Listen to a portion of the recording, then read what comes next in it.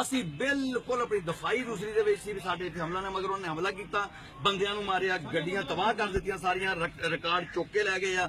ਹੁਣ ਸਾਡਾ ਅਗਲਾ ਲਾਹੇ ਅਮਲ ਜਿਹੜਾ ਅਸੀਂ ਆਪਣੀ ਯੂਨੀਅਨ ਨਾਲ ਬੈਠਾਂਗੇ, ਆਪਣੇ ਹਾਏ ਦੂਸਰਿਆਂ ਨੂੰ ਮਤਲਬ ਹੈ ਕਿ ਅਗਾਹ ਕਰਦੇ ਆ, ਉਹਦੇ ਮੁਤਾਬਕ ਅਸੀਂ ਕਰਾਂਗੇ। ਇਸ ਹਾਲਾਤ ਦੇ ਵਿੱਚ ਅਸੀਂ ਕੰਮ ਨਹੀਂ ਕਰ ਸਕਦੇ ਬਿਲਕੁਲ। ਮਤਲਬ ਨਾ ਤਾਂ ਇੰਤਜ਼ਾਮੀਆਂ ਬਿਲਕੁਲ ਮਫਲੂਜ ਹੋ ਗਈ। ਅਸੀਂ ਕੱਲ ਵੀ ਇਹੀ ਕਿਹਾ ਸੀ, ਅਸੀਂ ਕੱਲ ਵੀ ਜਿਹੜਾ ਸਾਡਾ ਮਕਸਦ ਹਰਗਿਜ਼ ਕਿਸੇ ਨੂੰ ਟਾਰਚਰ ਕਰਨਾ ਨਹੀਂ ਸੀ। ਕੱਲ ਵੀ ਅਸੀਂ ਅਖਬਾਰੀ ਰਿਪੋਰਟ ਇਹੀ ਸੀ ਕਿ ਇੰਤਜ਼ਾਮੀਆਂ ਨੂੰ ਉਹ ਬਿਲਕੁਲ ਕੁਝ ਨਹੀਂ ਸਮਝਦੇ, ਉਹ ਆਪਣੀ ਜੋ ਕਰਦੇ, ਜੋ ਉਹਨਾਂ ਦੀ ਮਰਜ਼ੀ ਉਹਨਾਂ ਨੇ ਕੀਤਾ, ਕਿਸੇ ने भी उन्होंने नहीं रोका। ट्रैक्टर ट्राली के आज हमारा जो वालों की और उन्होंने कल पूरे मीडिया में कहा है कि हम गुंडागर्द हैं और हम भरपूर मजामत करेंगे और हम इंतहाई पुरअमन अपना एहतजाज रिकॉर्ड कराने जब यहाँ पर पहुंचे हैं, पुरअमन तौर पर हम बैठ गए हैं। ना हमने कोई तोड़फोड़ किया, ना हमने कोई कोशिश किया। ये मुनज़्ज़म असला लेकर पूरी यूनियन के गुंडे अंदर बैठे हुए थे और जो हमारे बैठे हुए पुरअमन किसानों के ऊपर उन्होंने बेतहाशा पथराव किया, जिसका गवाह यहाँ मौके का SHO मौजूद है, पुलिस की नफरी मौजूद है, मीडिया वाले मौजूद हैं। हम पुरअमन तौर पे यहाँ पर बैठे हुए थे, इन्होंने अंदर से बेतहाशा पहले गोले फेंकने शुरू कर दिए, जिससे मेरे 3-4 किसान जख्मी हुए हैं और उन्होंने कानून को हाथ में लेकर बहुत बड़ी ज्यादती की है। क्या यही नया पाकिस्तान है कि ये गुंडागर्दी करें महकमे वाले, बैठ के जिनको किसान अपने काम के लिए आए तो उसके ऊपर तशद्दुद करें?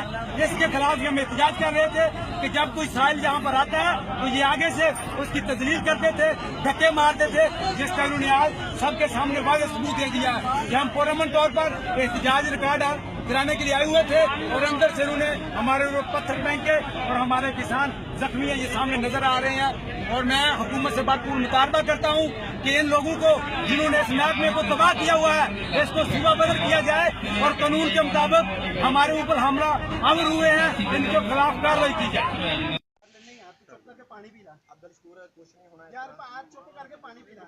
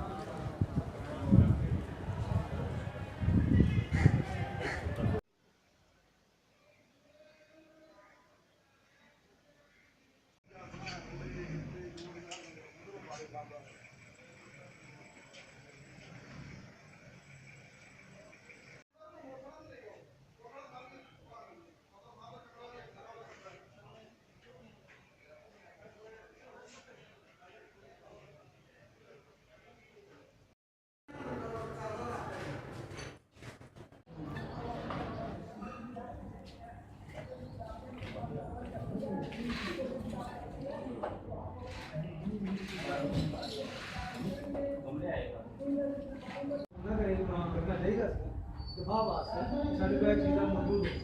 ਨਹੀਂ ਮੈਂ ਇਹਨਾਂ ਕਿਹਾ ਸੀ ਡੱਬੀ ਮੰਗਾ ਲਓ ਹੋਰ ਥੋੜੀ ਹੈ ਇਹ ਤਾਂ ਬਾਰ-ਬਾਰ ਕਹਿੰਦੇ ਆ ਜੀ